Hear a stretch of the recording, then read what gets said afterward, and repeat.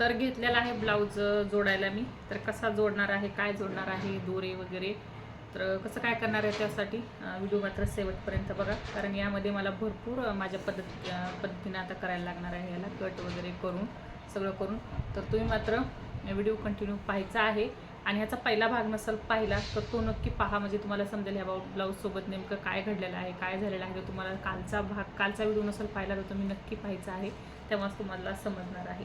तर चला हे आता ना जोडायला सुरुवात करू. सगळ्यात अगोदर तर ना हे इतकं जास्त आहे, मग ह्याला आता ह्याला जोडायचं आहे का हे कट करायचं हे बघायला लागणार आहे. तर त्यासाठी त्या ताईचा आपल्याला ब्लाऊज लागणार आहे. पहिला आपण ब्लाऊज घेऊया, नंतर मापं टाकूया, ह्याला खाली आपल्याला व्यवस्थित नीट करायला लागणार आहे आणि नंतर जोडायला लागणार आहे. तर चला ह्याची पहिली आपण दोरे वगैरे आहेत ते पूर्ण कट करून. तर हे आहे ना सर्व जे जे व्यवस्थित आहे ते आपण चेक करून घ्यायचं आहे की काय आहे का, यामध्ये काय कटिंग करायचं राहिलेलं आहे का, किंवा व्यवस्थित आहे का. जे जे आहे व्यवस्थित ते आपण साईडला ठेवून देऊया. पहिलं तर त्याला ना पिना लावून घेऊया, म्हणजे ना आपल्याकडूनही ती चुकू नको व्हायला. कारण एखाद्याचा कपडा यामधला मिस झाला तर मग खूपच प्रॉब्लेम होईल, अख्खं ब्लाऊज आपलं हे होईल. तर आता बघा हे सापडलंय, पण ह्याच्यासोबतचं कोणतं आहे ते काय मला सापडतच नाही आहे. तर हे का कुठला भाग आहे, हे असं असतं आपल्या हातानं जर आपण म्हणजे ज्यानं कटिंग केलं त्याला शिवायचं म्हणलं ना तर एकदम ते बरोबर होतं. पण हे दुसऱ्याचा गोंधळ. तर हे बघा हे ह्याचं दिसत आहे, हे असं आपण पिना लावून ठेवायच्यात, म्हणजे कपडा ना आपला कुठंही हे नाही झाला पाहिजे. आणि शिवतानाही आपली पण ना गोंधळ होत नाही आपला पण अजिबात, आपण जसं व्यवस्थित करून ठेवलं तर. ह्याचं बघा एक भाग सापडला आहे आणि आणखीन एक राहिलेलं आहे, हे उकलायचं राहिलेलं आहे, हे पण उकलून घ्यायचं आहे मला. हे बघा कोणता तुकडा कुठला आहे मला काही सुधरत नाही आहे. हा शिल्लक कपडा दिसतोय जो आपल्याला लागेल. आणि ह्याचा हा एकच भाग सापडलेला आहे, हा सापडला दुसरा पण. आणि ब्लाऊज प्रिन्स कट आहे का कटोरी आहे हे पण चेक करायचं आहे अगोदर. मला तर प्रिन्सेस कट दिसत आहे ब्लाऊज हे. त्याचे हे पण भाग सापडले, त्याला पण आपण पिना लावून घेऊया.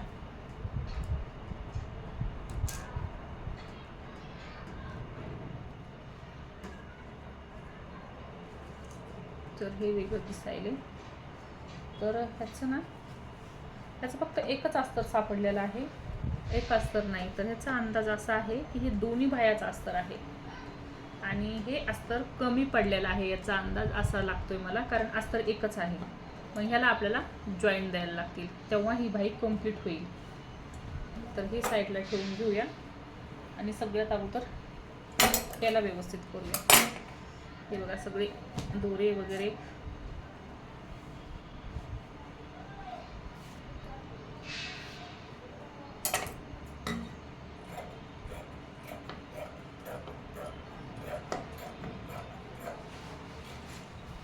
आणि असं ब्लाऊज जर असेल ना तर हे आपल्यालाही शिवायला आळस येतो.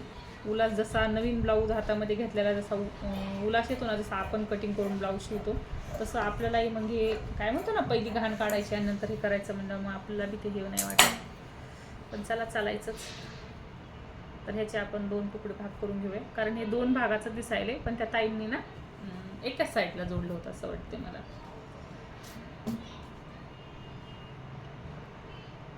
तर ह्याला आपल्याला आता मेन फॅब्रिकचा कपडा काढून जोडायला लागणार आहे, तेव्हा हे व्यवस्थित होईल.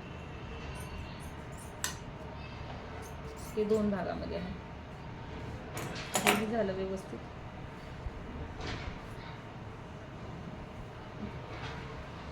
तर ह्याचा जो कपडा आहे ना आता तो काढून आपल्याला करायला लागणार आहे.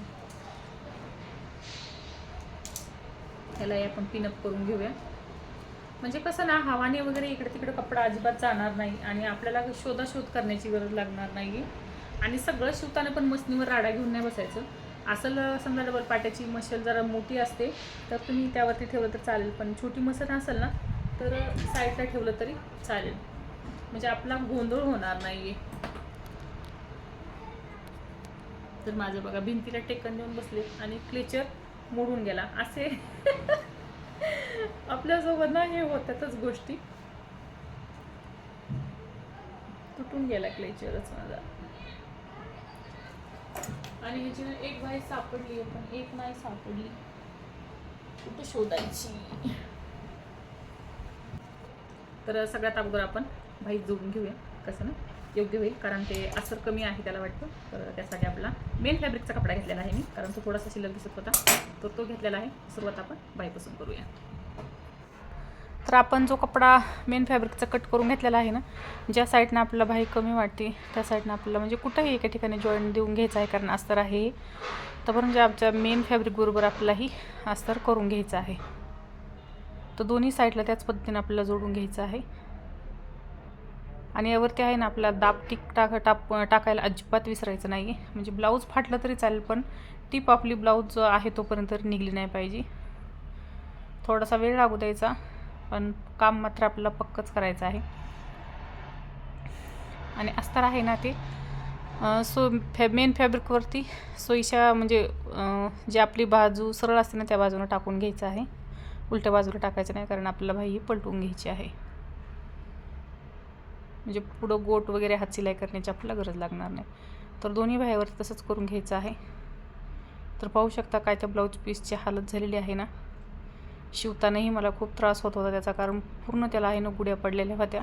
इस्त्री करून म्हणताना ताई त्याला तू शिलाई करू अगोदर इस्त्री करून घ्यायची, हातानंच काढली. पण ताईंनो त्याचे इतके तुकडे होते, 50 तुकडे त्याचे. कसं कुठल्या तुकड्यालाही आपण दोन्हीकडून टिपा मारून घेतल्या आणि मध्ये दाब टिक टाकून घ्यायची आहे. टिप आपल्याला दोन्ही बाह्याला सेमच करायचं आहे.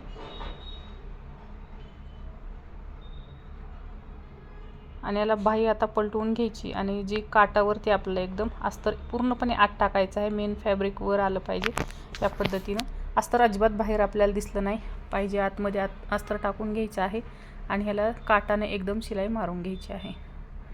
याच पद्धतीने आपल्याला दोन्ही बाह्यांना शिलाई मारून. आणि शिलाई मारतानाही हे लक्षात राहू द्यायचं आहे की कुठं गुढी पडत नाही, कुठं जोड पडत नाही. ते आपल्याला थोडीशी कुठं गुढी वगैरे पडलेली दिसली की हँगर उचलायचं आहे वरती आणि ती गुढी काढून घ्यायची आणि नंतर परत हँगर खाली ठेवून द्यायचं. तर पाहू शकता पूर्ण प्लेन आपण टिप मारून घेतलेली आहे. तर आता ह्याला आतमध्ये अस्तर जे मोकळं आहे ते आपल्याला जोडून घ्यायचं आहे. ह्यालाही पूर्ण टिप मारून घ्यायची आहे. आणि आपल्याला सगळ्या टिपा मारताना आहे ना 5 नंबरची टिप मारून घ्यायची आहे, कारण हे आपण जोडून घेत आहोत आता सध्या. ही नंतर उकलून टाकली तरी चालते किंवा नाही टाकली तरी चालते, तुमच्या मनावरती आहे. तुम्हाला जर वाटलं की टिप उकलून टाकायची आहे तरी तुम्ही टाकू शकता, किंवा वाटलं तुम्हाला ठेवायची आहे तर तुम्ही ठेवू शकता, कारण ही टिप आपल्या शिलाईमध्ये जाणार आहे. तर पाहू शकता हे जोडून घेतलेलं आहे मी. तर आता याच्यावरती काय करायचं आहे ना, दुसरं बाही आहे तीही तशीच आपल्याला जोडून घ्यायची आहे. शिवताना थोडासा वेळ लागला तरी चालेल, पण काम मात्र आपल्याला पूर्णपणे प्रामाणिकपणेच करायचं आहे. ज्या गुड्या वगैरे पडलेल्या आहेत त्या मी एकदम अशा ओढून घेत आहे. जरी तुम्हाला ती गुढी दिसली तरी एकदम असा कपडा तिथं मी टाईट करून घेतलेला आहे टिप मारायच्या टायमाला. म्हणजे इस्त्री केली ना त्या ताईंनी, किंवा मीच पुन्हा नंतर शिवल्याच्या नंतर करेल, पण त्या ताईंनी जरी केली इस्त्री तरी ते एकदम पुन्हा त्या गुड्या वगैरे आहेत पडल्या त्या निघून जातील. तर आता या बाहीवरती आपल्याला बाहीचं माप टाकून घ्यायचं आहे, कारण त्या ताईचं मी कटिंग मी केलेलं नाही. त्यामुळं मग त्या ताईला म्हणलं तुमचं ब्लाऊज राहू द्या, कारण माप वगैरे माझ्याकडे नव्हतं. तर मी ब्लाऊजच ठेवून घेतलं आणि आता त्या ब्लाऊजवरचे माप यावरती टाकून घ्यायचे आणि बाहीची कटिंग आपल्याला करून घ्यायची आहे. आणि त्या ताईने काय केलं तर बाहीची कटिंग वगैरे अजिबात काही केलेली नव्हती. आहे तसाच कपडा ठेवला होता, फक्त कपडा मला वाटतं साईडला काढून ठेवला होता. बाहीचा कटिंग वगैरे काही नव्हती केलेली त्याची.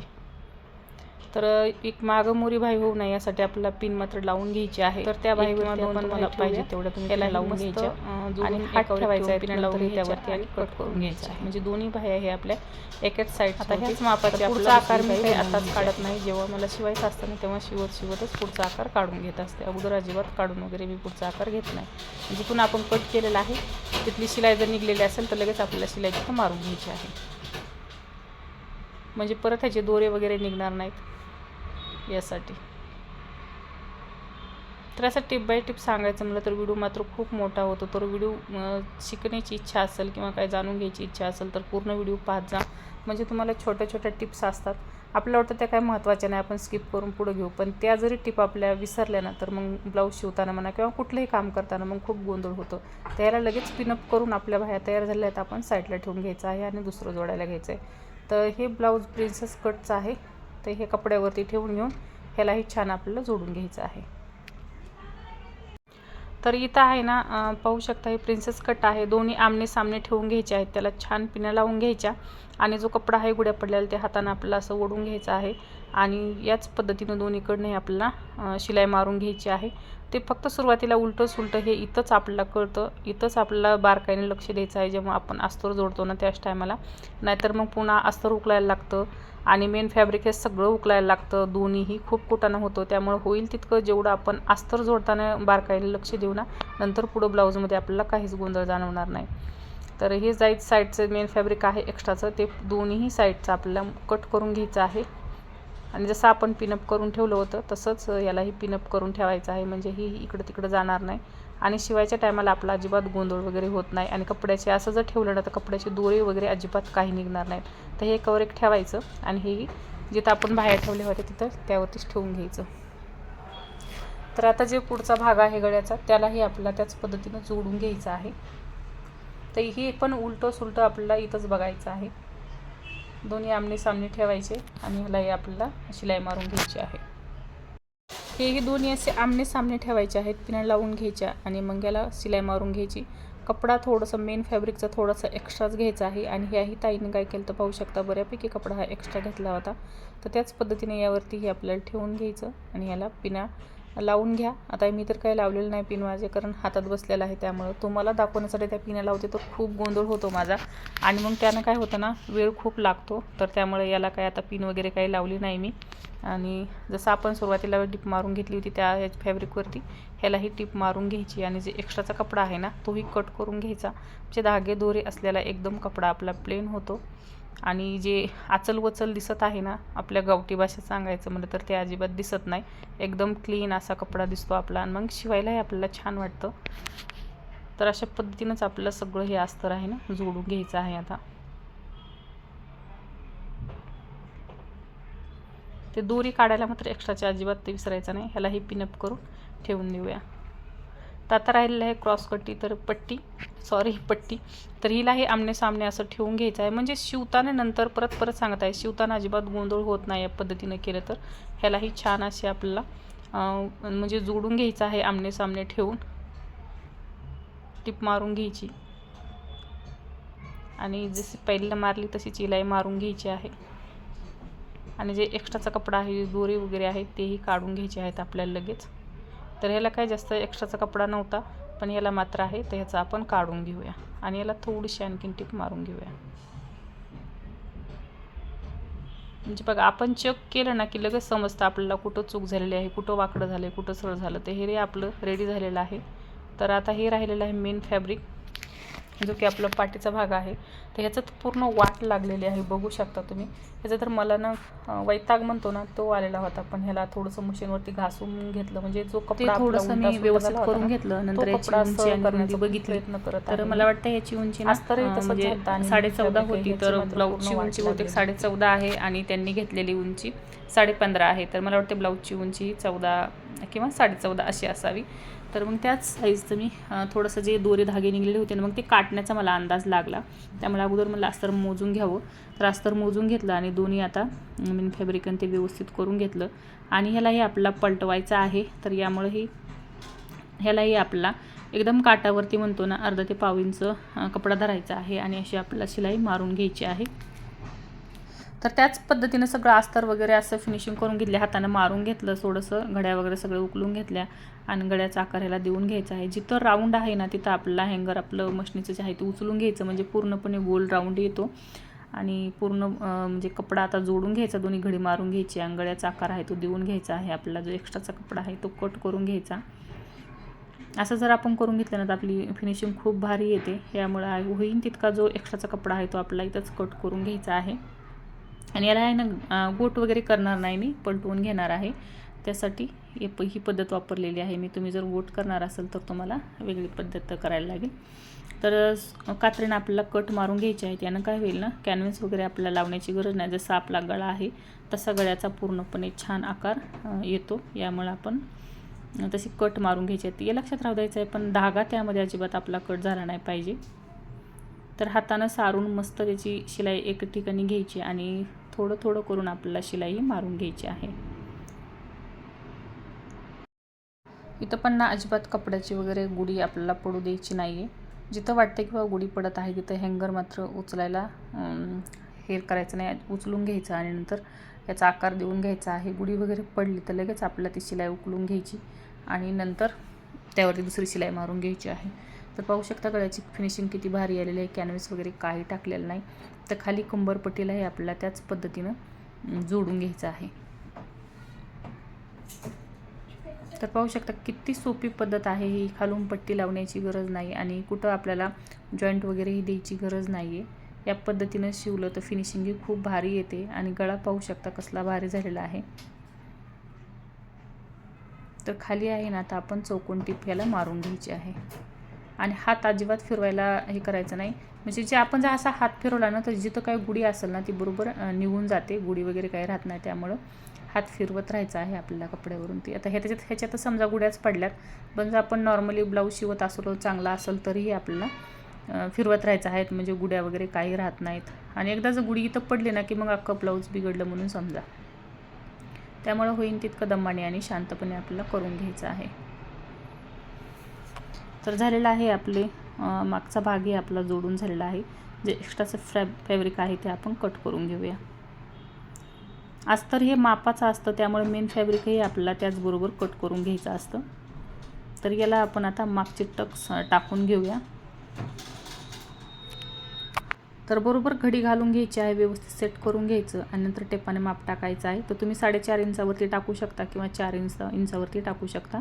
वरती तुम्हाला 4.5 इंच घ्यायचं आहे. आणि हे कसं ना, माप टाकून घेतलं की दोन्ही व्यवस्थित म्हणजे बरोबर एका ठिकाणीच होतात आणि अंदाजे मारलं तर मागं मोर होण्याची शक्यता असते. त्यामुळे तुम्ही ही पद्धत वापरू शकता. आणि सुरुवातीला आपल्याला 1-2दा हँगर उचलून धागा थोडासा मागंमोरी करून घ्यायचा, म्हणजे न उकलण्याची शक्यता कमी असते. उकलतच नाही ते. तर त्या पद्धत वापरली आपण तर छोट्या छोट्या टिप्स असतात, पण त्या खूप फायदेशीर असतात. सुरुवातीलाच आपण मागंमोरी करून जॉईंट करून दिलं ना, ब्लाऊज फाटेल पण तो धागा उसवणार नाही. तर चला, व्हिडिओ खूप मोठा होत आहे. तर आता हे पूर्णपणे अस्तर आपलं जोडून झालेलं आहे. पुढचा भाग आपण नक्कीच पाहूया.